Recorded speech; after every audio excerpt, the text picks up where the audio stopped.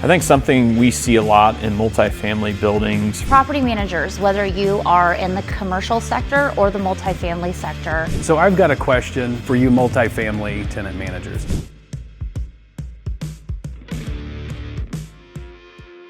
When you're dealing with a multifamily fire event or a multifamily building with multiple parties involved, it's very crucial to stabilize the environment and make the environment safe so that it can be handled as quickly as possible. The first step is making sure you have a trusted contractor that can come out at any given time, set up containment, set up a fence, board up different openings, and make sure that the site is safe and secure, not only for liability purposes, but also the contents that are still in the building. The second step is making sure you control the environment. Obviously with a fire loss, there's water and there's different ways to put the fire out. So you want to try to limit that additional damage as much as possible. In some cases, it's not worth it. But in some cases, if it's smaller or there's units that aren't involved, it's best to try to mitigate that additional damage as much as possible. With all of that is knowing your leases, knowing what is involved with the lease, who's liable, if it's covered under the tenants or if it's covered by the building owner itself. With all of this is an extreme amount of coordination because you're coordinating with tenants insurance companies if they have a renter's policy, you're coordinating with the owner or the investment company,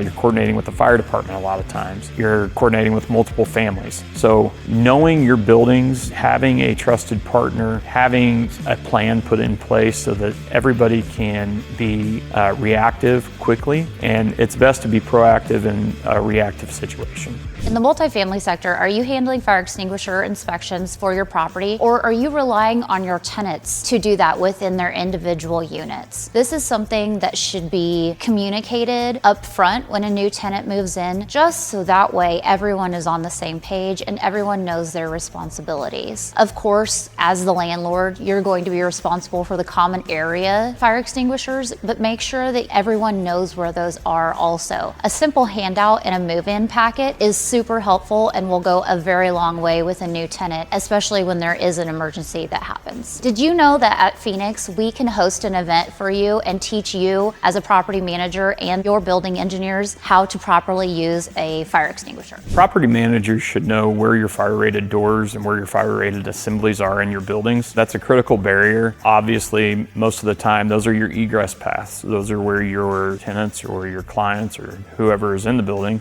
that's their emergency exit. So knowing and maintaining those fire-rated doors are very crucial. Making sure that they're in good working order, that the panic bars are in place, that the magnetic hold, if you have a fire alarm system, releases when it's supposed to. These are all things that are going to be checked in a fire inspection from the fire marshal or the fire department, depending on the municipality. So knowing those doors, maintaining those doors, and knowing the pathway for your emergency exit is just something that should be known in every building that you're managing. Property managers, whether you are in the commercial sector or the multifamily sector, it is very important for you to have emergency exit plans in place and for them to be posted visibly for anyone who enters the building to see.